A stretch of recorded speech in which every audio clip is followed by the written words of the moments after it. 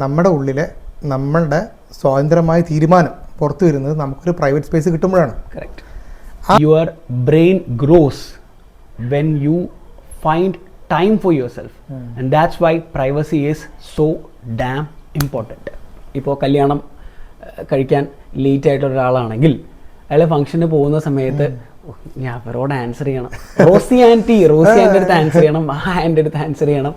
നമ്മൾ നമ്മുടെ ഇഷ്ടപ്രകാരവും നമ്മുടെ പ്രയോറിറ്റി പ്രകാരവും സ്വന്തമായിട്ട് ഡിസിഷൻ എടുക്കാനുള്ള ഫ്രീഡമാണ് കൊടുക്കണം. ബിക്കോസ് എല്ലാ സമയത്തും സങ്കടം വരുന്ന സമയത്ത് അഡ്വൈസ് അല്ല വേണ്ടത്. വിളിച്ചു അപ്പോൾ അയാൾ ഇന്ന് അവൈലബിൾ അല്ല, എനിക്ക് വരാൻ പറ്റില്ല എന്ന് പറയുന്നത് നമ്മൾ എടുക്കുന്നത് എന്തോ നെഗറ്റീവായിട്ടാണ്. ഞാൻ വിളിച്ചപ്പോഴേ അവന് വരാൻ പറ്റിയില്ല, അവൻ വന്നില്ല, ഞാൻ വിളിച്ചപ്പോൾ എന്നെ റിജക്റ്റ് ചെയ്തു.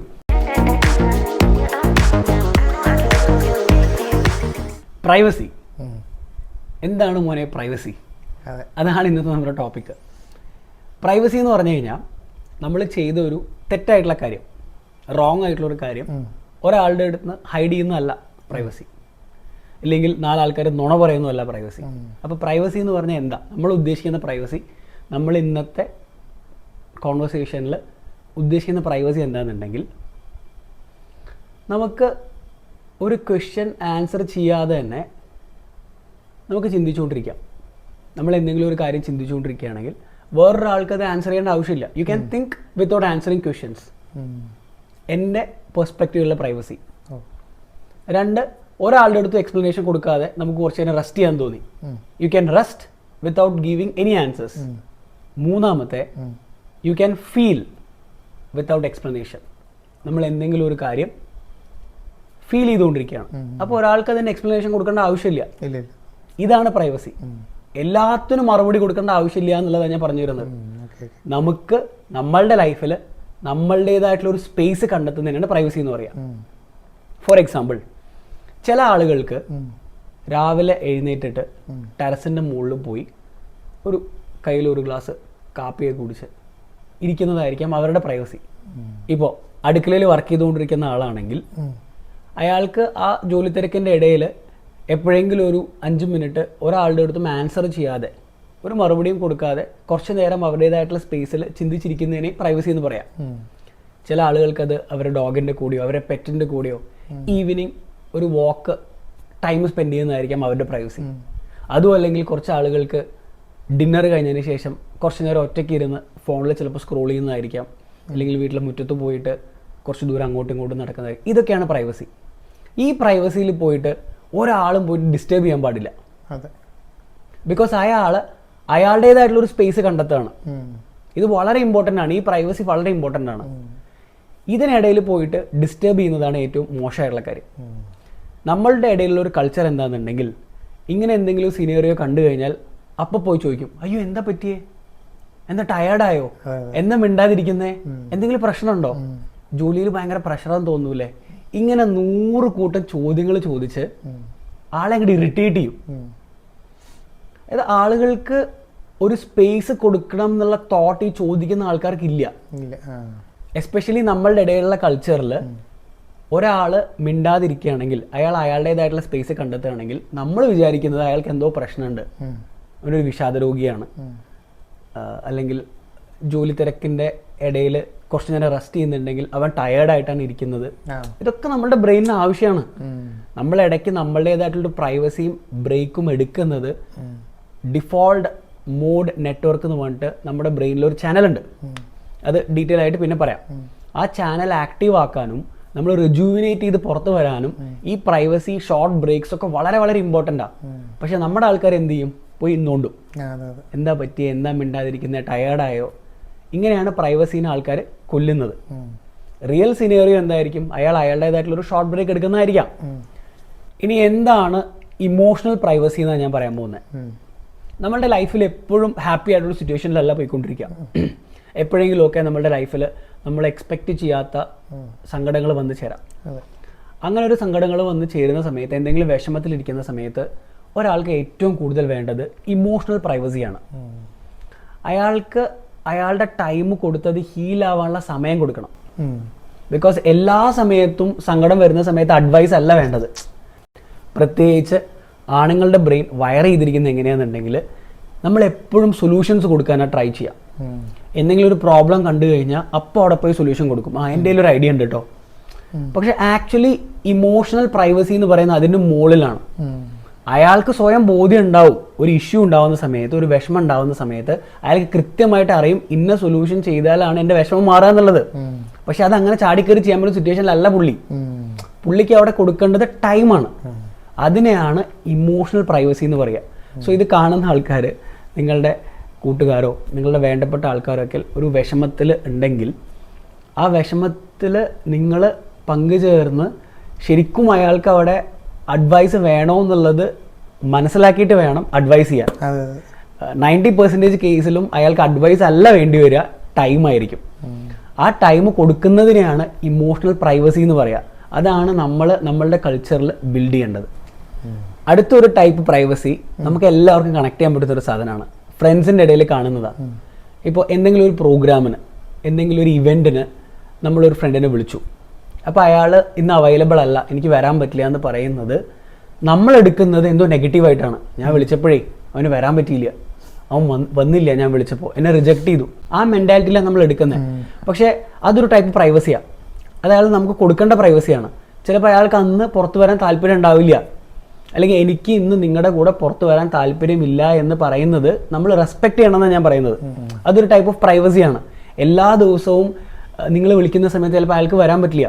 ഇപ്പം എന്താ സംഭവിക്കാന്നുണ്ടെങ്കിൽ, ഒരു പ്രാവശ്യം ഒരു ഫ്രണ്ടിനെ എന്തെങ്കിലും ഒരു പ്രോഗ്രാമിന് വിളിച്ചു, അപ്പോൾ അയാൾ വന്നില്ല. അപ്പം നെക്സ്റ്റ് ടൈം വിളിക്കുന്ന സമയത്ത് ഒരു മടിയോട് കൂടിയാവും അപ്രോച്ച് ചെയ്യുക, പിന്നെ സ്ലോലി വിളിക്കാതെയാവും. പക്ഷേ നമ്മൾ ആക്ച്വലി മനസ്സിലാക്കേണ്ടത് അയാൾ ശരിക്കും ഒരു പ്രൈവസി ആവശ്യമുള്ളത് കൊണ്ട് നമ്മളുടെ അടുത്ത് നിന്ന് വരില്ല എന്ന് പറഞ്ഞതാണ്. അയാൾക്കൊരു സ്പേസ് കൊടുക്കുക. നെക്സ്റ്റ് ടൈം നിങ്ങൾ വിളിക്കുമ്പോൾ ചിലപ്പോൾ അയാൾ ഓക്കെ ആയിട്ട് തിരിച്ചു വരും. ആ ഒരു കൈൻഡ് ഓഫ് റെസ്പെക്റ്റും ആ ഒരു കൈൻഡ് ഓഫ് പ്രൈവസിയും റിലേഷൻഷിപ്പിന്റെ ഇടയിൽ വേണം. അതിന് കുറച്ചുകൂടെ ബ്രോഡായിട്ട് ഹോളിസ്റ്റിക് ആയിട്ട് കാര്യങ്ങൾ ചിന്തിച്ചാൽ മാത്രമാണ് ഈ ഒരു മെന്റാലിറ്റിയിലേക്ക് നമ്മുടെ മൈൻഡിനെ ബിൽഡ് ചെയ്യാൻ പറ്റുള്ളൂ. ഈ പ്രണയിക്കുന്ന ആൾക്കാരുടെ ഇടയിൽ ഈ സാധനം ഭയങ്കര കോമഡിയാണ്. ചിലപ്പോൾ ആ 2 പേരുടെ ഇടയിൽ ആർക്കെങ്കിലും ഒരാൾക്ക് ഇപ്പം സംസാരിക്കാൻ താല്പര്യമില്ല എന്ന് വിചാരിക്കാം. അയാൾക്ക് അയാളുടേതായിട്ടുള്ളൊരു സ്പേസ് വേണ്ട സമയത്താണ് മറ്റേ ആൾക്ക് സംസാരിക്കാൻ തോന്നിയത്, എ ആൻഡ് ബി. അപ്പോൾ എ പറയുകയാണ് എനിക്കിപ്പോൾ സംസാരിക്കാൻ താല്പര്യമില്ല, ഞാൻ കുറച്ച് നേരം ഒന്ന് ഒറ്റയ്ക്ക് ഇരിക്കട്ടെ, പാട്ട് കേട്ടിരിക്കട്ടെ എന്ന് പറയുമ്പോൾ മറ്റേ ആൾ ഉടനെ ചോദിക്കും അതെന്താ ഇപ്പം നിനക്ക് സംസാരിക്കാൻ താല്പര്യമില്ലാത്ത, നീ ഇപ്പോൾ ഓൺലൈൻ ഉണ്ടല്ലോ, എനിക്കിപ്പോൾ സംസാരിച്ചത് എന്താ? സോ ഒരു റിലേഷൻഷിപ്പിൻ്റെ പെർസ്പെക്റ്റീവിൽ നമ്മളുടെ മൈൻഡിലുള്ള ഒരു മെത്തേഡ് എങ്ങനെയാണെന്നുണ്ടെങ്കിൽ, സ്പേസ് കൊടുക്കുമ്പോൾ അവിടെ റെസ്പെക്റ്റ് ഇല്ല എന്നാണ് നമ്മൾ ചിന്തിച്ചിരിക്കുന്നത്. പക്ഷെ ആക്ച്വലി അങ്ങനെയല്ല. നമ്മൾ സ്പേസ് കൊടുത്ത് അയാൾക്ക് അവിടെ വളരാനുള്ള സ്പേസ് കൊടുക്കണം. അയാൾക്ക് അപ്പം സംസാരിക്കാൻ താല്പര്യം ഇല്ല എന്നുണ്ടെങ്കിൽ യു ഷുഡ് റെസ്പെക്ട് ഇറ്റ്. അയാൾക്ക് അപ്പം സംസാരിക്കാൻ താല്പര്യം ഇല്ല, ഓക്കെ കുറച്ച് കഴിഞ്ഞിട്ട് സംസാരിക്കാം.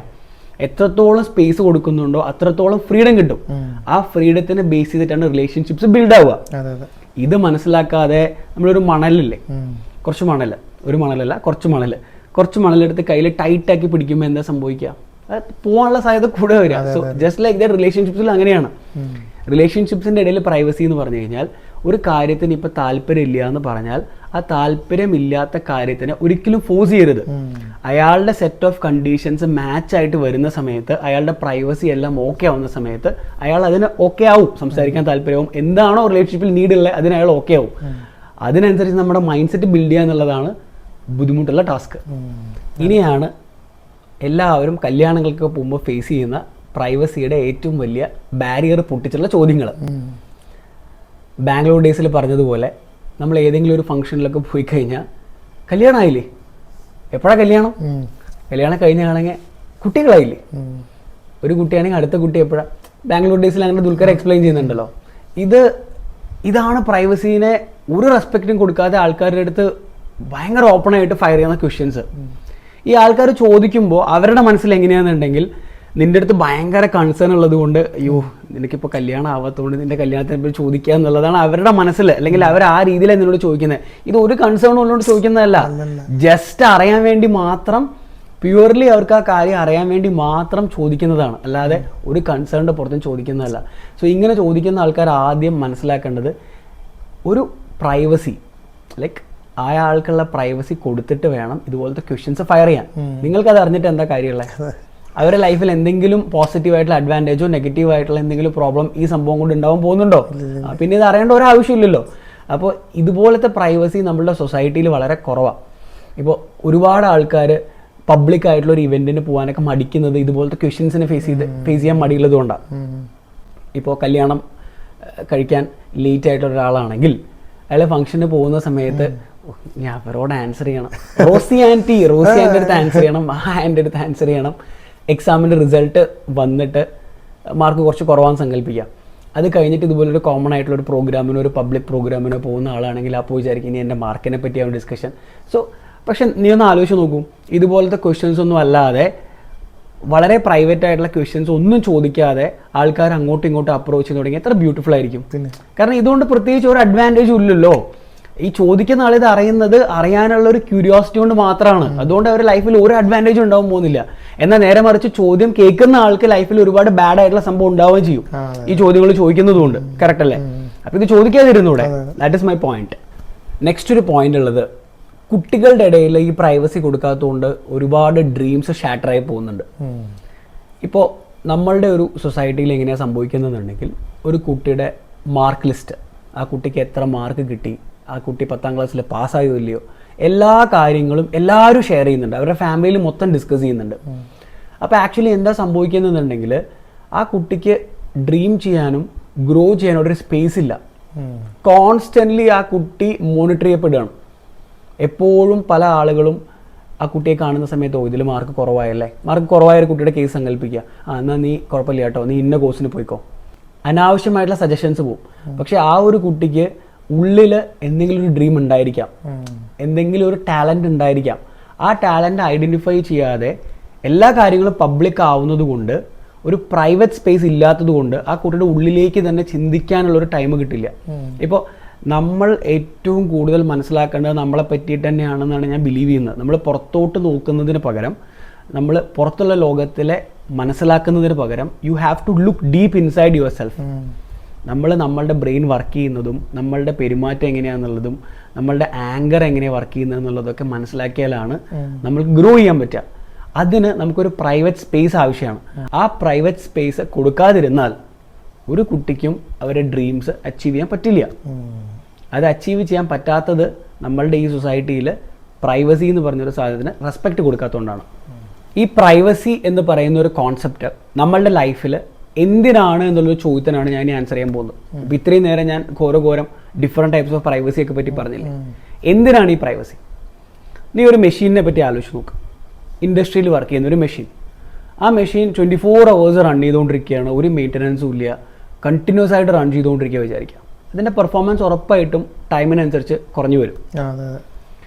ഏതൊരു മെഷീനായാലും അതിന് അതിൻ്റെതായിട്ടുള്ള റെസ്റ്റ് വേണം. ജസ്റ്റ് ലൈക്ക് ദാറ്റ് ഹ്യൂമൻ ബീയിങ്സിനും ഒരു റെസ്റ്റ് വേണം. ഈ റെസ്റ്റിംഗ് പീരീഡിനെയാണ് പ്രൈവസി എന്ന് പറയുന്നത്. നമ്മളുടേതായിട്ടുള്ള പ്രൈവറ്റ് സമയം നമ്മൾ കണ്ടെത്തിയില്ലെങ്കിൽ നമ്മൾ ഓടി മടുക്കും. ചില ആൾക്കാർ സ്ഥിരം നമ്മളുടെ ഇടയിൽ പറയുന്നൊരു ഡയലോഗാണ്, ഒരുപാട് പേര് കൂടുന്ന സമയത്ത്, എടാ ഞാൻ ഓടി മടുത്തു. ഞാൻ ഈ ഓടി മടുക്കുന്നത് എന്തുകൊണ്ടാണെന്നുണ്ടെങ്കിൽ അവർക്ക് വേണ്ടി സമയം കണ്ടെത്താത്തതുകൊണ്ടാണ്. അവർക്ക് വേണ്ടി സമയം കണ്ടെത്തി അവരുടെ ഉള്ളിലേക്ക് തന്നെ നോക്കി അവർക്ക് എന്താണ് വേണ്ടത്, എന്താണ് വേണ്ടാത്തത്, ഞാനിപ്പോൾ ചെയ്യുന്നതൊക്കെ ലോജിക്കലാണോ ലോജിക്കലല്ലേ, ഞാനിപ്പോൾ ചെയ്യുന്ന കാര്യങ്ങളിലൊക്കെ എന്തെങ്കിലും സെൻസ് ഉണ്ടോ എന്നുള്ളത് അനലൈസ് ചെയ്ത് കഴിഞ്ഞാൽ അവരുടേതായിട്ടുള്ള ഒരു സ്പേസ് കണ്ടെത്തിയാൽ ഈ സൊല്യൂഷൻസ് എല്ലാം കിട്ടും. ചിലപ്പോൾ അത് ഞാൻ പറയുന്നത് പോലെ രാവിലെ കുറച്ചു നേരം ടെറസിന്റെ മുകളിൽ ഒറ്റയ്ക്ക് കാപ്പി കുടിച്ചിരിക്കുമ്പോഴായിരിക്കും ഈ തോട്ട്സ് ഒക്കെ വരുന്നുണ്ടാവുക. അതും അല്ലെങ്കിൽ ഈവനിങ് ഒരു പെറ്റിന്റെ കൂടെ പുറത്തോട്ടൊരു വാക്കിങ്ങിലേക്കായിരിക്കും നമ്മുടെ പഴയ തോട്ട്സും ഫ്യൂച്ചറിലുള്ള തോട്ട്സും എല്ലാം കയറി വരുന്നുണ്ടാവുക. ഈ സമയത്തായിരിക്കും നമ്മൾ സ്വയം നമ്മുടെ ബ്രെയിനിനെ റീവയർ ചെയ്യുന്നതും റിജുവിനേറ്റ് ചെയ്യുന്നതും. അങ്ങനെ ഒരു സ്പേസ് കൊടുത്തില്ല എന്ന് സങ്കല്പിക്കുക, നമ്മൾ പെട്ടെന്ന് ഫ്രസ്ട്രേറ്റഡ് ആവും, നമ്മൾ പെട്ടെന്ന് കൊളാപ്സ് ആയി പോവും. സോ ഈ പ്രൈവസി എന്ന് പറയുന്നത് നമ്മളുടെ ബ്രെയിൻ ഡെവലപ്മെന്റിനും ഡിഫോൾട്ട് മോഡ് നെറ്റ്വർക്ക് എന്ന് പറഞ്ഞിട്ട് ബ്രെയിനിലൊരു ചാനലുണ്ട്. ആ ചാനൽ ആക്ടിവേറ്റ് ചെയ്യാനൊക്കെ വളരെ ഹെൽപ്ഫുൾ ആണ്. അത് നിന്റെ സൈഡിലൊരു എക്സ്പ്ലനേഷൻ കൂടെ കേട്ട് കഴിഞ്ഞാൽ പറയാം വാട്ട് ഈസ് ദിസ് DMN എന്നുള്ളത്. സോ എല്ലാവരും അവരുടേതായിട്ടുള്ളൊരു പ്രൈവറ്റ് സ്പേസ് കണ്ടുപിടിച്ചില്ലെങ്കിൽ ഷട്ട് ഡൗൺ ആവാൻ പോകുന്നൊരു മെഷീനാണ് എന്ന് ആലോചിച്ചോളൂ. നമ്മളൊരു പബ്ലിക് പ്ലേസിൽ പോകണമെന്ന് വിചാരിക്കുക. അപ്പോൾ നമ്മൾ ഏറ്റവും നന്നായിട്ട് ഡ്രസ്സ് ചെയ്ത് പോകാൻ ആലോചിക്കും. അതായത് മറ്റുള്ള ആൾക്കാർ, അതായത് അവിടെ പോകുമ്പോൾ വേറെ ആൾക്കാർ നമ്മളെ നോക്കുന്നുണ്ടെന്നൊരു തോട്ട് ചെയ്യുന്നതുകൊണ്ടാണ് ഇങ്ങനെ സംഭവിക്കണത്.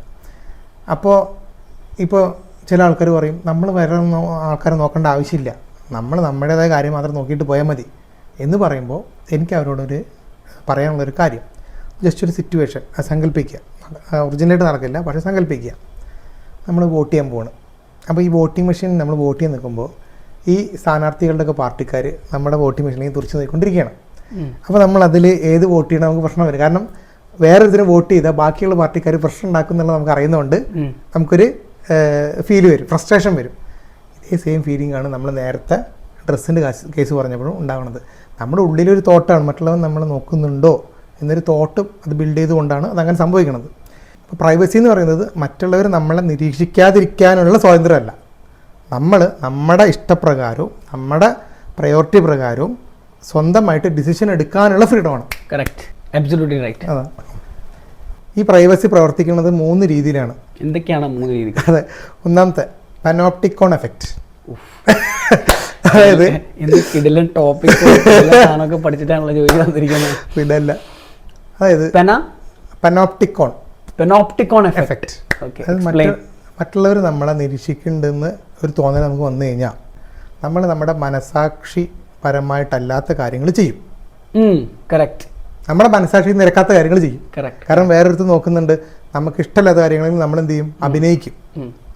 ഇപ്പൊ നമ്മുടെ ബോസ് തൊട്ടടുത്ത് നിൽക്കാന്ന് വിചാരിക്കും, നമ്മളൊരു വർക്ക് ചെയ്യാണ്. അപ്പോൾ നമ്മൾ വളരെ കോൺഫിഡന്റ് ആയിട്ട് വളരെ ആയാസത്തോടെ ചെയ്യുന്ന വർക്ക് ആയിരിക്കാൻ മതി. പക്ഷെ ബോസ് തൊട്ടടുത്ത് നിൽക്കുന്ന സമയത്ത് നമുക്ക് ചിലപ്പോൾ കുറച്ച് ഒന്ന് കൈ ഷിവർ ചെയ്യാം, അല്ലെങ്കിൽ നമ്മൾ ഒന്നുകൂടെ ബെസ്റ്റ് ആക്കി ചെയ്യാൻ നോക്കി ആകെപ്പാടെ കൊളാകും. അതാണ്, അത് അഭിനയിക്കാൻ ശ്രമിക്കണം. ഇനി മനസാക്ഷിനെ കുറിച്ച് ഞങ്ങൾ ഒരു അടിപൊളി വീഡിയോ ഞങ്ങൾ ചെയ്തിട്ട് യൂട്യൂബിൽ, അത് ഞാൻ ഐ ബട്ടണിൽ കൊടുക്കാം, നിങ്ങൾ നോക്കുക, നിങ്ങൾക്ക് വെറുതായിരിക്കും അത്. രണ്ടാമത്തെ രീതിയാണ് സെൽഫ് സെൻസർഷിപ്പ്. ഓക്കെ. അതായത് സിനിമയിലൊക്കെ എന്തിനാണ് സെൻസർ ചെയ്യുന്നത്? അതായത് ആ സിനിമയിലെ ചില സീൻസോ ഡയലോഗ്സോ, ആ സെൻസർഷിപ്പ്, ഒരു സിനിമയിലെ സീൻസോ അല്ലെങ്കിൽ ഡയലോഗ്സോ പബ്ലിക്കിന് അത് ഒരു പ്രശ്നം ഉണ്ടാക്കാൻ സാധ്യതയുണ്ട് എന്നുള്ള കാര്യങ്ങളാണ് അവർ സെൻസർ ചെയ്ത് കളയുക. പബ്ലിക്കിനെ ഇൻഫ്ലുവൻസ് ചെയ്യാൻ സാധ്യതയുണ്ട് ചെയ്യുന്ന കാര്യങ്ങളാണ് അവർ കട്ട് ചെയ്ത് കളയുക. അതേപോലെ തന്നെ നമ്മൾ നമ്മുടെ ലൈഫിൽ നമ്മളെ തന്നെ സെൻസർ ചെയ്യും. ഓക്കെ. നമ്മുടെ ജീവിതത്തിൽ നമുക്ക് ആഗ്രഹമുള്ള കാര്യങ്ങളും ഇഷ്ടമുള്ള കാര്യങ്ങളും ചെയ്യാനായിട്ട് നമ്മൾ തയ്യാറാവില്ല. കാരണം മറ്റുള്ളവർ നമ്മളെ വീക്ഷിക്കുന്നുണ്ടെന്ന് തോന്നിയിട്ട് അവന് വേണ്ടി അഭിനയിക്കും, അവർ സെൻസർ ചെയ്യുന്നുണ്ട് എന്നുള്ളൊരു തോട്ട് മൈൻഡ് കയറി വരും. അതേപോലെ തന്നെ നേരെ തിരിച്ചു, ആഗ്രഹം ഇല്ലാത്തതും ഇഷ്ടമില്ലാത്ത കാര്യങ്ങൾ നമ്മൾ ചെയ്യും. വേറൊരാൾ നോക്കുന്നുണ്ടല്ലോ, ഒബ്സർവ് ചെയ്യുന്നുണ്ടല്ലോ എന്നുകൊണ്ട് മാത്രം അവന് വേണ്ടി മാത്രം നമ്മൾ ചെയ്യും. അതായത് മറ്റുള്ളവരുടെ നിരീക്ഷണം നമ്മൾ ഒരു ജയിലായി കാണും. ഓക്കെ. നമ്മൾ അവൻ്റെ ജയിലിലാണ്, അവൻ്റെ നിരീക്ഷണത്തിൻ്റെ ജയിലിൽ നമ്മൾ സ്വന്തം എന്താണ് നമ്മളായിട്ട് സങ്കല്പിച്ച തടവറയ്ക്കുള്ളിലാണ്. ഉള്ളിൽ നമുക്ക് പുറത്തു വരാൻ പറ്റില്ല, കാരണം ഇവന്റെ നിരീക്ഷണമാണ് നമ്മുടെ ജയിലിൽ. Great point. ഇങ്ങനെ സംഭവിക്കുമ്പോൾ എന്താ പ്രശ്നം വരിക വെച്ച് കഴിഞ്ഞാൽ നമ്മുടെ ഒറിജിനാലിറ്റി നമ്മൾ നഷ്ടപ്പെടും. നമുക്ക് ഒറിജിനലായിട്ടൊരു സ്വഭാവമുണ്ട്, നമ്മുടെ ക്യാരക്ടർ ഉണ്ട്, നമ്മൾ ഇതുവരെ ബിൽഡായ നമ്മളായ ഒരാളുണ്ട്, അത് നമ്മൾ ഇല്ലാതാക്കുകയാണ്, നമ്മൾ ഡിലീറ്റ് ചെയ്ത് കളയുകയാണ്. അപ്പോൾ നമ്മൾ എന്ത് ചെയ്യും, മാസ്ക് ഇട്ട് ജീവിക്കും ഈ സൊസൈറ്റിയിൽ. ഈ പോയിന്റാണ് നേരത്തെ ഞാൻ പറഞ്ഞത്, നമ്മളുടേതായിട്ടുള്ള ഒറിജിനാലിറ്റി ഉണ്ടെന്ന് പറഞ്ഞത്. ഈ ഒറിജിനാലിറ്റി നമ്മൾക്ക് ഐഡന്റിഫൈ ചെയ്യണമെങ്കിൽ നമ്മളൊരു പോസ് എടുത്ത് നമ്മുടെ ഉള്ളിലേക്ക് നോക്കണം. അതല്ലാതെ വേറൊരാളുടെ പെർസ്പെക്റ്റീവില് വേറൊരാൾ നമ്മൾ നിരീക്ഷിക്കുന്നുണ്ട് എന്നുള്ള തോട്ട് നമ്മുടെ മൈൻഡിൽ കയറി കഴിഞ്ഞാൽ പിന്നെ നമ്മൾ ചെയ്യുന്ന ഓരോ ആക്ടിവിറ്റീസും അതിനെ ഡിപ്പെൻഡ് ചെയ്തായിരിക്കും. ഈ പറഞ്ഞ പ്രൈവസി എന്ന് പറഞ്ഞ ടൈം നമുക്ക് കൊടുത്താൽ മാത്രമേ നമുക്ക് നമ്മുടെ ഉള്ളിലേക്ക് നോക്കാൻ പറ്റുള്ളൂ. നമ്മുടെ ഉള്ളിൽ ഇതെല്ലാം പോസിബിൾ ആണ്. നമ്മൾ കുറച്ച് നേരം ഒറ്റയ്ക്ക് ഇരുന്ന് കഴിഞ്ഞാൽ ഇതെല്ലാം നമുക്ക് അനലൈസ് ചെയ്യാൻ പറ്റും. അങ്ങനെ ഒരു ടൈം കൊടുത്തില്ലെങ്കിലോ ഒരിക്കലും നമുക്ക് റീച്ച് ആകാൻ പറ്റില്ല ആ പോയിന്റിൽ. സോ എല്ലാ ആൾക്കാരും അവരുടേതായിട്ടുള്ള ഒരു സമയം, അത് സെൽഫിഷ് ആയിട്ടുള്ള ഒരു കാര്യമാണ്, അത് ചെയ്യാൻ വേണം. പലർക്കും പല രീതിയിലായിരിക്കും ആ പ്രൈവറ്റ് ടൈം സ്പേസ് കണ്ടെത്താൻ പറ്റുക. You have to 100% identify that space time for you, your private space. അപ്പോഴാണ് നമ്മളുടെ ബ്രെയിനിലെ ഡിഫോൾട്ട് മോഡ് നെറ്റ്വർക്ക് ആക്റ്റീവ് ആവുന്നു, നമ്മൾക്ക് നമ്മളുടെ ഒറിജിനാലിറ്റി എന്താണെന്നുള്ളത് ഐഡന്റിഫൈ ചെയ്യാൻ പറ്റുന്നു. അതല്ലാതെ വേറൊരാളുടെ പെർസ്പെക്റ്റീവിൽ ജീവിച്ചുകൊണ്ടിരുന്നിട്ട് ഒരു കാര്യമില്ല, ഒരു കാര്യമില്ല. ഇനി മൂന്നാമത്തെ രീതിയാണ് privacy as A safe space. അതായത് ഞാൻ നേരത്തെ ഒരു വോട്ടിൻ്റെ എക്സാമ്പിൾ പറഞ്ഞല്ലോ, വോട്ട് ചെയ്യുന്നത്, അതിലൊരു മറയുണ്ടല്ലോ നമ്മൾ വോട്ട് ചെയ്യുമ്പോൾ, ഈ മറയാണ് സേഫ് സ്പേസ്. നമ്മുടെ ഉള്ളിലെ നമ്മളുടെ സ്വതന്ത്രമായ തീരുമാനം പുറത്തു വരുന്നത് നമുക്കൊരു പ്രൈവറ്റ് സ്പേസ് കിട്ടുമ്പോഴാണ്. ആ തീരുമാനം, ആ മറയാണ് നമ്മൾ വളർത്തിയെടുക്കേണ്ടത്. അതിലെങ്ങനെ വളർത്തിയെടുക്കാം, ഇനി അതാണ് ഞാൻ പറയാൻ പോകുന്നത്. അതിൽ ഫസ്റ്റത്തെ സെറ്റിംഗ് ബൗണ്ടറീസ്. അതായത് ഒരു വ്യക്തി നമ്മുടെ ലൈഫിലെ എത്രത്തോളം കടന്നു വരണം, എത്രത്തോളം ഇൻഫ്ലുവൻസ് ചെയ്യണമെന്ന് നമ്മൾ തീരുമാനം എടുക്കുന്നതാണ്. ഓക്കെ. അതായത് ഇപ്പോൾ നമുക്ക് നമ്മുടെ പ്രൈവറ്റ് ആയിട്ടുള്ള പേഴ്സണൽ കാര്യങ്ങളുണ്ടാവും, അത് വേറെ ആരോട് ഷെയർ ചെയ്യാൻ പാടില്ല, Correct. അല്ലെങ്കിൽ ഞാൻ ഇങ്ങനെ ചെയ്യണം എന്ന് ആഗ്രഹിക്കുന്ന കാര്യങ്ങളിൽ Correct. ഇതിലേക്കാണ് വേറൊരു വ്യക്തി കടന്നു വരുന്നെങ്കിൽ അവനോട് നമ്മൾ ബൗണ്ടറി കീപ്പ് ചെയ്യണം. എങ്ങനെ മാന്യമായിട്ട്, അതായത് ഇതെൻ്റെ ചോയ്സാണ്, ഇതെൻ്റെ പേഴ്സണൽ ചോയ്സാണ്, ഞാൻ തീരുമാനം എടുത്തതാണ് 100% എന്നുള്ളത് നീറ്റായിട്ട് പറയണം. Correct. അതാണ് ഫസ്റ്റത്തെ പോയിന്റ്, സെറ്റ് ബൗണ്ടറീസ് ചെയ്യേണ്ടത്. ഇത് തന്നെയാണ് നമ്മൾ സോഷ്യൽ മീഡിയയിലും ചെയ്യണത്. സോഷ്യൽ മീഡിയയിൽ നമ്മൾ എന്ത് ചെയ്യും, നമ്മൾക്ക് സന്തോഷം തരുന്ന കാര്യങ്ങളോ നമ്മൾ ചെയ്യാൻ ആഗ്രഹിച്ച കാര്യങ്ങളൊക്കെ മറ്റവൻ്റെ ലൈക്കിനും കമൻറ്റും വേണ്ടി ഷെയർ ചെയ്യും. അതിലൂടെ ഇൻഡയറക്റ്റായിട്ട് സംഭവിക്കണം എന്ന് വെച്ച് കഴിഞ്ഞാൽ നമ്മൾ ഈ സ്പേസിനെ ബ്രേക്ക് ചെയ്യണം. അതായത് വേറൊരുത്തൻ്റെ നിരീക്ഷണത്തിൽ നമ്മൾ ജീവിക്കാൻ വേണ്ടി നമ്മൾ തന്നെ ട്രൈ ചെയ്യുക. അപ്പോൾ നമ്മൾ ഓൾറെഡി ആ ജയിലിലേക്ക് കടന്നു പോവുകയാണ്, വേണം ഡയറക്ട്ലി നമ്മൾ ആ ജയിലിൽ അകപ്പെട്ട് പോവുകയാണ്. തേർഡ് പോയിന്റാണ് quality me time. Quality me time അത് നീ നേരത്തെ പറഞ്ഞ പോലെ നമുക്ക് വേണ്ടി തന്നെ സമയം കണ്ടെത്തുക. ഒരു ദിവസം ഒരു 10 മിനിറ്റോ 15 മിനിറ്റോ നമുക്ക് വേണ്ടി മാത്രം കണ്ടെത്തിയിട്ട് നമ്മളെ തന്നെ നിരീക്ഷിക്കുക. അതിനുള്ള സമയം ഉണ്ട്, അതിനുള്ള സമയം ഇല്ല എന്നാണ് പലരും വിചാരിച്ചിരിക്കുന്നത്. ഒന്നല്ല, 10 മിനിറ്റ് 5 മിനിറ്റ് ഒക്കെ നടക്കില്ലേ. അപ്പോൾ ഇരിക്കുക, ഫോണൊക്കെ മാറ്റി വയ്ക്കുക, എന്നിട്ട് സ്വന്തമായിട്ട് ഒരു 5 മിനിറ്റ് ഇരിക്കുക. അപ്പോൾ നമ്മൾ ചിന്തിക്കുക, നമ്മുടെ കുറേ കാര്യങ്ങൾ, പ്രശ്നങ്ങളൊക്കെ നമ്മുടെ തെളിഞ്ഞു വരും. അങ്ങനെയാണ് ലൈഫിന് മുന്നോട്ടോട്ട് പറ്റുക. ഇനി 4ാമത്തെ പോയിന്റാണ് learn to say no. No പറയാൻ പഠിച്ചേ പറ്റൂ. എന്താ കാരണം വെച്ച് കഴിഞ്ഞാൽ നമുക്ക് ആഗ്രഹമില്ലാത്ത കാര്യങ്ങളും ഇഷ്ടമില്ലാത്ത കാര്യങ്ങളും നമ്മൾ ഈ എല്ലാവരും ചെയ്യണമെന്ന് പറഞ്ഞിട്ടും അല്ലെങ്കിൽ വേറൊരു ആൾക്കാർ എന്തെങ്കിലും വിചാരിക്കുമെന്ന് പറഞ്ഞിട്ടും ചെയ്തു കഴിഞ്ഞാൽ നമ്മൾ നമ്മുടെ വ്യക്തിത്വത്തെ നഷ്ടപ്പെടുത്തുകയാണ്. അപ്പോൾ നമ്മൾ എന്ത് ചെയ്യണം, നമ്മൾ തന്നെ പറയണം നോ. അതായത് ഇപ്പോൾ എക്സാമ്പിൾ, ഇത് മദ്യപിക്കുന്ന ആൾക്കാർക്കാണ് കൂടുതൽ കണക്റ്റ് ആവുക. ഓരോ വ്യക്തികൾക്കും, മദ്യപിക്കുന്ന ആൾക്കാർക്ക് ഓരോ വ്യക്തികൾക്കും അവരുടെ ലിമിറ്റ് ഉണ്ടാവും, കപ്പാസിറ്റി അനുസരിച്ച് ലിമിറ്റ് ഉണ്ടാവും. കറക്റ്റ്. അതിലവർ കുടിച്ച് അവിടെ നിർത്തി. പക്ഷേ ബാക്കിയുള്ള ഫ്രണ്ട്സ് കൂടെ ഉള്ളവർ പറയും ഒന്നും കൂടി വേണം എന്നുകൊണ്ട് നമ്മളെ പുഷ് ചെയ്യണം, നിർബന്ധിക്കുകയാണ്. ആ സമയത്ത് നീ നോ പറയാൻ ധൈര്യം ഉണ്ടെങ്കിൽ നീ നിന്റെ ഇൻഡിവിജ്വാലിറ്റി റെസ്പെക്ട് ചെയ്യണം, നീ നിന്നെ തന്നെ റെസ്പെക്ട് ചെയ്യണം. നമ്മൾ നമ്മളെ തന്നെ റെസ്പെക്ട് ചെയ്യാണ്ട് ഒരു പട്ടിയും റെസ്പെക്ട് ചെയ്യാൻ വരില്ല. അത് ഫസ്റ്റ് മനസ്സിലാക്കുക നിങ്ങൾ. അപ്പോൾ കറക്റ്റ് എക്സാമ്പിളാണ് പറഞ്ഞത്. അപ്പോൾ ഇതിൽ മറ്റൊരു പ്രശ്നം ഉണ്ടാക്കും, അവർ പിണങ്ങും. പക്ഷെ എന്നിരുന്നാൽ പോലും നമ്മുടെ ആ നോ, നമ്മുടെ ഡിസിഷന് നമ്മൾ വാല്യൂ ചെയ്താൽ മാത്രമേ ആ പറഞ്ഞ കാര്യത്തിന്, നമ്മുടെ പ്രൈവസീനെ നമ്മൾ ബിൽഡ് ചെയ്യാൻ പറ്റുള്ളൂ, സ്ട്രോങ് ആക്കാൻ പറ്റുള്ളൂ. ഈ മദ്യപിക്കുന്ന എക്സാമ്പിൾസിൽ മാത്രമല്ല, ഒരുപാട് കേസിൽ നോ എന്ന് പറയാൻ ധൈര്യം കാണിച്ചാൽ ലൈഫ് വിൽ ബി ഡിഫറെന്റ്, പിന്നെ ലൈഫ് വിൽ ഹിറ്റ് ഡിഫറെന്റ്. ഇനി 5ാമത്തെ പോയിന്റാണ് വിശ്വസ്തരായ ആൾക്കാർ കൂടെ നിർത്തുക. അതായത് നമ്മളെ ജഡ്ജ് ചെയ്യാത്ത ഒരാൾ, നമ്മുടെ ഫ്രണ്ട്സ് എന്ന് പറഞ്ഞു കഴിഞ്ഞാൽ, ഇപ്പം നമുക്കൊരു ലൈഫിൽ ട്രാജഡി സംഭവിച്ചു. ഒരു ട്രാജഡി സംഭവിച്ചപ്പോൾ അതിൽ നമ്മുടെ ഈ പറഞ്ഞ ഫ്രണ്ട്സ് നമ്മുടെ കൂടെ നിൽക്കും. ചില ഫ്രണ്ട്സ് എന്ത് വെച്ച് കഴിഞ്ഞാൽ ട്രാജഡീനെ കുറിച്ച് എക്സ്പ്ലെയിൻ ചെയ്യും, അല്ലെങ്കിൽ അതിൽ അങ്ങനെയല്ല ഇങ്ങനെയല്ല എന്നൊക്കെ പറയും. അതിന് പകരം നമ്മൾ ഈ വിഷമത്തിൽ നിൽക്കുന്ന സമയത്ത് നമ്മൾ ഇരുന്ന് തള്ളി മറിക്കും. അതായത് കുറേ കാര്യങ്ങൾ പറയും, ഷെയർ ചെയ്യേണ്ടത് അങ്ങനെയാണ് ഇങ്ങനെയാണെന്നൊക്കെ എക്സ്പ്ലെയിൻ ചെയ്യും. ഇപ്പോഴൊക്കെ ഈ ഫ്രണ്ടിന് ദേഷ്യം വരും. എന്നിരുന്നാൽ പോലും ആ ഫ്രണ്ട് കേട്ടിരിക്കും, ഓക്കെ നീ പറ. കാരണം ഇവൻ്റെ ഉള്ളിലെ വിഷമവും ഇവൻ്റെ ഉള്ള സങ്കടമാണ് പുറത്തു വരുന്നത്. അപ്പോൾ ആ സമയത്ത് എന്ത് ചെയ്യുക, ഇവൻ ജഡ്ജ് ചെയ്യരുത്, ഇവൻ ഇങ്ങനെയാണ് എന്ന് പറഞ്ഞ് ജഡ്ജ് ചെയ്യാതെ കൂടെ നിൽക്കുന്ന ആൾക്കാരെ വേണ്ടത്. ഇതിൻ്റെ വർക്ക് ഇങ്ങനെ വരുമെന്ന് വെച്ച് കഴിഞ്ഞാൽ, നമ്മൾ പറഞ്ഞ കാര്യങ്ങൾ, അതായത് ഫ്രസ്ട്രേറ്റഡ് ആയിരിക്കുന്ന സമയത്ത് നമ്മുടെ വിഷമങ്ങൾ പുറത്ത് പറഞ്ഞു. അപ്പോൾ ഈ ഫ്രണ്ട് എന്ന് പറയുന്ന ആൾ മൊത്തം കേട്ടു, അവൻ്റെ ഫ്രസ്ട്രേഷൻ തീർന്നിട്ട് എതിരഭിപ്രായങ്ങളുണ്ടാവും, അല്ലെങ്കിൽ മാറ്റം വരുത്തേണ്ട കാര്യങ്ങളുണ്ടാവും. ആ കാര്യങ്ങൾ ഇവനോട് തുറന്നു പറയണം. അതായത് വളരെ ഫ്രണ്ട്ലി ആയിട്ട് സ്നേഹപൂർവ്വം പറയണം. അപ്പോഴും ഈ ഞാൻ ദേഷ്യപ്പെടും. ആ ദേഷ്യം ക്ഷമിച്ചിട്ട് അവൻ ദേഷ്യപ്പെടും എന്ന് ക്ഷമിച്ചിട്ട് വീണ്ടും അവന് വേണ്ടി ടൈം സ്പെൻഡ് ചെയ്യുന്ന ആൾക്കാരാണ് ഈ വിശ്വസ്തരായ ആൾക്കാർ. നടക്കുന്ന കാര്യമാണ്. അവർ കൂടെ ഉണ്ടെങ്കിൽ പിന്നെ നമുക്ക് എന്താ പറയുക, നമ്മുടെ പ്രൈവസിയെ റെസ്പെക്ട് ചെയ്യുന്നത്. അതാണ് ഞാൻ പറഞ്ഞ വിശ്വസ്തരായ ആൾക്കാർ എന്നുള്ളത്.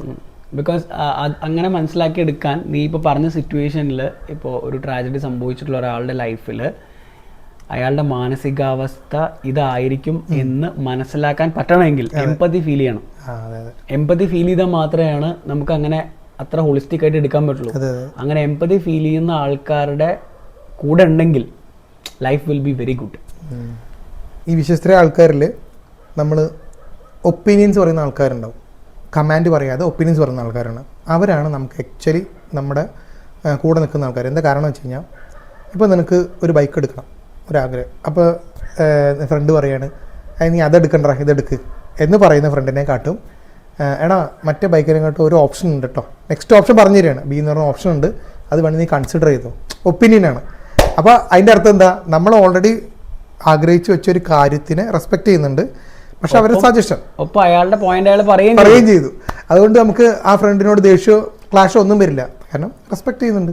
It is all about how you present an idea. അതെ അതെ, അത് പോയിട്ട് നീ അത് എടുക്കണ്ട ഇത് എടുത്താൽ എടാ ഇതിൽ ഇത് ഫീച്ചർ കൂടുതലെന്ന് പറയാൻ വെരി ഡിഫറെന്റ് ആണ്. അതെ അതെ അതെ, അത് അങ്ങനെ കിട്ടണം, അങ്ങനെ ആൾക്കാരെ കിട്ടുന്ന പറഞ്ഞാൽ ലക്കിയാണ്. ഡിഫോൾട്ട് മോഡ് നെറ്റ്വർക്ക് വളരെ സിമ്പിൾ ആയിട്ട് പറഞ്ഞാൽ നമ്മുടെ ബ്രെയിനിലെ കുറച്ച് പാർട്സ് ചേർന്നിട്ടുള്ള ഒരു ന്യൂറൽ നെറ്റ്വർക്കിനെയാണ് ഡിഫോൾട്ട് മോഡ് നെറ്റ്വർക്ക് എന്ന് പറയാം. ഈ ഒരു നെറ്റ്വർക്ക് എപ്പോഴും ട്രൈ ചെയ്യുന്നത് നമ്മളുടെ പേർപ്പസ് സീക്ക് ചെയ്യാനും, നമ്മൾ ആരാണ്, നമ്മൾക്ക് മുന്നേ ഉണ്ടായ സംഭവങ്ങൾ, നമുക്ക് ഇനി ഉണ്ടാവാൻ പോകുന്ന കാര്യങ്ങൾ, നമ്മുടെ പ്രസന്റ് കാര്യങ്ങളെ കൂടി കണക്ട് ചെയ്യുക, അങ്ങനെയുള്ള കുറേ ആക്ടിവിറ്റിയാണ് ഈ ഡിഫോൾട്ട് മോഡ് നെറ്റ്വർക്കിൽ വരുന്നത്. ഇപ്പോൾ മനുഷ്യൻ ജസ്റ്റ് സർവൈവലിന് വേണ്ടി മാത്രമല്ലോ ജീവിക്കുന്നത്. നമ്മളിപ്പോൾ ജസ്റ്റ് ഫുഡ് കഴിച്ച് സർവൈവ് ചെയ്യാനാണെങ്കിൽ ഇതുപോലെ ഇരുന്ന് ഡിസ്കസ് ചെയ്യില്ലല്ലോ ഈ ടോപ്പിക് ഒന്നും, അല്ലെങ്കിൽ ഫിലോസഫിക്കലായിട്ട് നമ്മൾ ചിന്തിക്കില്ലല്ലോ. നമ്മൾ ലൈഫിനെ കുറച്ചുകൂടെ ഫിലോസഫിക്കൽ ലെവലിലും കുറച്ചുകൂടെ ഡീപ്പായിട്ട് അനലൈസ് ചെയ്യുന്നതുകൊണ്ട് നമ്മളിങ്ങനെ സംസാരിക്കുന്നത്. ഇതൊക്കെ ഡിഫോൾട്ട് മോഡ് നെറ്റ്വർക്കിൻ്റെ കളികളാണ്. ഈ ഡിഫോൾട്ട് മോഡ് നെറ്റ്വർക്ക് ആക്റ്റീവ് ആയിട്ടുള്ള ആൾക്കാർക്ക് നല്ല ഇമോഷണൽ മെച്യൂരിറ്റി ഉണ്ടാവും, ഫിലോസഫിക്കൽ തിങ്കിങ് ഉണ്ടാവും, ലൈഫിനെ പറ്റി കുറച്ചുകൂടെ അണ്ടർസ്റ്റാൻഡിങ് ഉണ്ടാവും, സെൽഫ് അവയർനെസ് ഉണ്ടാവും. ഈ ഡിഫോൾട്ട് മോഡ് നെറ്റ്വർക്ക് ആക്റ്റീവ് അല്ലാത്ത ആൾക്കാർ, അത് വീക്ക് ആയിട്ടുള്ള ആൾക്കാർ എപ്പോഴും ആങ്ഷ്യസ് ആയിരിക്കും.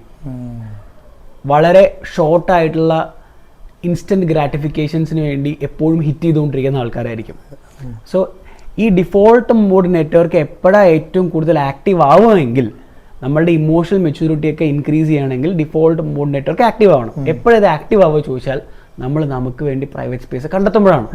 നമ്മൾ നമുക്ക് വേണ്ടി പ്രൈവറ്റ് ടൈം കണ്ടെത്തുമ്പോഴും പ്രൈവറ്റ് സ്പേസ് കണ്ടെത്തുമ്പോഴുമാണ് ഈ DMN എന്ന് പറഞ്ഞ ബ്രെയിനിലെ നെറ്റ്വർക്ക് ആക്റ്റീവ് ആവുന്നത്. അപ്പോൾ ഈ പ്രൈവസി എന്ന് പറയുന്നത് ആളുകളിൽ നമ്മൾ ഹൈഡ് ചെയ്യുന്ന കാര്യങ്ങളല്ല, നമ്മൾ പറയാൻ ഉദ്ദേശിക്കുന്നതല്ല. നമ്മൾ തെറ്റ് ചെയ്തു, ആ തെറ്റ് വേറൊരാളുടെ അടുത്ത് ഹൈഡ് ചെയ്യുന്നതിനല്ല പ്രൈവസി എന്ന് പറയുന്നത്. പ്രൈവസി എന്ന് പറയുന്നത് നമ്മൾ ആസ് എ ഹ്യൂമൻ ബീയിങ് നമ്മളെ റെസ്പെക്ട് ചെയ്ത് we have to identify time for അവർ സെൽഫ്. അത് പല രീതിയിലുണ്ടാവും. ഇപ്പോൾ ഏറ്റവും കൂടുതൽ ഇഷ്ടമുള്ളൊരു കാര്യം ചൈൽഡ്ഹുഡിൽ ചെയ്ത ഒരു ലേഡിയാണെന്ന് വിചാരിക്കാം. അവർ കല്യാണം കഴിഞ്ഞ് കുട്ടികളൊക്കെ ആയതിനു ശേഷം ആ ആക്ടിവിറ്റി സ്റ്റോപ്പ് ചെയ്തു, അവർ DMN ഡെഡായി. ഇപ്പം നല്ലോണം ഡാൻസ് കളിക്കുന്ന ഒരാളാണെന്ന് എക്സാമ്പിൾ പറയാം. ചെറുപ്പത്തിലൊക്കെ നല്ലപോലെ ഡാൻസ് കളിക്കുന്ന ഒരാളാണ്, കല്യാണം കഴിഞ്ഞപ്പോൾ ആ ആക്ടിവിറ്റി സ്റ്റോപ്പ് ചെയ്തു. ആ ഡാൻസിലൂടെയാണ് അവർ DMN നെറ്റ്വർക്ക് അവർ ആക്റ്റീവാക്കി കൊണ്ടുവന്നത്. അവരുടെ സ്പേസ്, അവർക്ക് വേണ്ടിയിട്ടുള്ള പ്രൈവറ്റ് സ്പേസും ടൈമും കണ്ടെത്തിയത് അവർ അങ്ങനെയായിരുന്നു. ഇപ്പോൾ യൂഷ്വലി ഇപ്പോൾ നമ്മൾ ചോദിച്ചാൽ എന്താ പറയുക, കല്യാണം കഴിഞ്ഞ് കുട്ടികളായി സമയമില്ല, അത് പ്രോബ്ലമാണ്. അപ്പോൾ കല്യാണം കഴിഞ്ഞിട്ടും കുട്ടികൾ ഉണ്ടായിട്ടും എല്ലാ പ്രോബ്ലംസിൻ്റെ ഇടയിലും അവരവർക്ക് വേണ്ടി സമയം കണ്ടെത്താൻ പറ്റുന്നുണ്ടെങ്കിൽ അതൊരു വലിയ അച്ചീവ്മെൻ്റ് ആണ്. നമ്മൾ നമുക്ക് വേണ്ടിയിട്ടുള്ള ടൈം കണ്ടെത്തിയില്ലെങ്കിൽ വേറെ ആരാ നമുക്ക് വേണ്ടി ടൈം കണ്ടെത്തുക? ജിമ്മിൽ പോകേണ്ട കേസ് നമ്മുടെ ഇടയിലുള്ള ആൾക്കാർ ചോദിച്ചു കഴിഞ്ഞാൽ അതിന് സമയമില്ലടാന്ന് പറയും. മടിയെക്കാട്ടിലും കൂടുതൽ ആൾക്കാർ പറയുന്ന ഒരു റീസണാണ് സമയമില്ല എന്നുള്ളത്. How come you don't have time for that? അതാണ് എനിക്ക് മനസ്സിലാവാത്തത്. നിങ്ങളുടെ ബോഡി, നിങ്ങളുടെ ഹെൽത്തിന് വേണ്ടി, നിങ്ങളുടെ പ്രൈവറ്റ് സമയത്തിന് വേണ്ടി നിങ്ങൾ സമയം കണ്ടെത്തിയില്ലെങ്കിൽ നിങ്ങൾ വേറെ എന്തിനാണ് സമയം കണ്ടെത്തുക? അത് ഈ പ്രയോറിറ്റി നമ്മൾ എപ്പോഴും എക്സ്റ്റേണൽ വാലിഡേഷന് വേണ്ടി സെറ്റ് ചെയ്യുന്നതുകൊണ്ടാണ്. വേറൊരാളുടെ ആക്ടിവിറ്റിക്ക് വേണ്ടി നമ്മൾ പ്രയോറിറ്റി കൊടുക്കുന്നതുകൊണ്ടാണ് നമ്മൾ നമ്മുടെ ഉള്ളിലേക്ക് നോക്കാത്തത്. നമ്മുടെ ഉള്ളിലേക്ക് നമ്മൾ നോക്കി വളരെ ഡീപ്പായിട്ട് കാര്യങ്ങൾ അനലൈസ് ചെയ്താൽ നമ്മളുടെ സെൽഫ് അവയർനെസ് ഇൻക്രീസ് ആവും. DMN will hit high and your consciousness level, consciousness ഞങ്ങൾ വേറൊരു വീഡിയോ വരുന്നുണ്ട്, your consciousness level will also go high. So this is how your brain gross when you find time for yourself, and that's why privacy is so damn important. ഈ privacy connect ചെയ്തിട്ട് എനിക്ക് add ചെയ്യാനുള്ള point വെച്ചാൽ ഇൻഡിവിജ്വാലിറ്റിയാണ്. Individuality, വ്യക്തിത്വം. അതായത് ഒരു വ്യക്തിയെ വ്യത്യസ്തനാക്കുന്നത് അയാളുടെ സവിശേഷതകൾ, അയാളുടെ അനുഭവങ്ങൾ, അയാളുടെ വിശ്വാസങ്ങളാണ്. അപ്പോൾ ഈ ഇൻഡിവിജ്വാലിറ്റി എന്ന് പറഞ്ഞാൽ സത്യം പറഞ്ഞാൽ വ്യത്യസ്തമാക്കുന്ന ഒരു കാര്യമല്ല. നമുക്ക് സ്വന്തമായിട്ട് നമ്മുടെ ഇഷ്ടത്തിന് സ്വാതന്ത്ര്യത്തോടു കൂടി തീരുമാനങ്ങൾ എടുക്കാനുള്ള കഴിവാണ് സത്യം പറഞ്ഞാൽ വ്യക്തിത്വം എന്ന് പറയുന്നത്. Okay, got it. ഈ വ്യക്തിത്വം രണ്ട് തരത്തിലുണ്ട്. ഒന്ന് ഓട്ടോണമി, ശരി, അതായത് നമ്മുടെ ഉള്ളിലുള്ള മൂല്യങ്ങൾക്കനുസരിച്ച് നമ്മൾ തീരുമാനം എടുക്കുക, നമ്മൾ ബിലീവ് ചെയ്യുന്ന വാല്യൂസിനെ ബേസ് ചെയ്തിട്ട്. അതെ അതെ. രണ്ട്, ഓതൻറ്റിസിറ്റി, അതായത് നമ്മൾ ഉള്ളിൽ ആഗ്രഹിച്ച കാര്യങ്ങളും നമ്മുടെ മനോഭാവങ്ങളും വെച്ചിട്ട് നമ്മുടെ പ്രവൃത്തികൾ മാച്ച് ചെയ്യുക. നമ്മുടെ ഉള്ളിലുള്ള കാര്യങ്ങൾ എന്താണോ നമ്മുടെ ആഗ്രഹങ്ങൾ അത് തന്നെ പ്രവർത്തിക്കുന്നുണ്ടോ എന്നുള്ളത് മീറ്റ് ചെയ്യുക. ഈ രണ്ട് കാര്യങ്ങളാണ് ഇൻഡിവിജ്വാലിറ്റി വരുന്നത്. അപ്പം മെയിനായിട്ട് പ്രൈവസി എന്ന് ഉദ്ദേശിക്കുന്നത് നമ്മൾ നമ്മുടെ ഇൻഡിവിജ്വാലിറ്റിക്ക് വേണ്ടി പ്രവർത്തിക്കേണ്ട ഒരു കാര്യമാണ്. ഇപ്പോൾ നിങ്ങളിരിക്കുന്ന ആൾക്കാരായാലും ഈ ഞങ്ങളായാലും തീരുമാനങ്ങൾ എടുക്കാൻ മറ്റുള്ളവരുടെ വിലയിരുത്തലിന് വേണ്ടിയിട്ടൊക്കെ കുറേ ടൈം സ്പെൻഡ് ചെയ്യും. അതിൻ്റെ ആവശ്യമില്ല. അവനവനെ റെസ്പെക്ട് ചെയ്യുക, അവനവനെ മനസ്സിലാക്കുക, അവൻ്റെ ഇൻഡിവിജ്വാലിറ്റി അത് ഓക്കെ ആണോ അല്ലേ ഓക്കെ ആണെന്ന് മാത്രം ചോദിക്കുക. അത് ഓക്കെ ആണെങ്കിൽ നിങ്ങൾ പ്രവർത്തിക്കുക. അത് മാത്രമേ ഞങ്ങൾക്ക് പറയാനുള്ളൂ. അപ്പോൾ അടുത്ത വീഡിയോ കാണുന്നവരെ ഞങ്ങൾ പോകണം. ബൈ.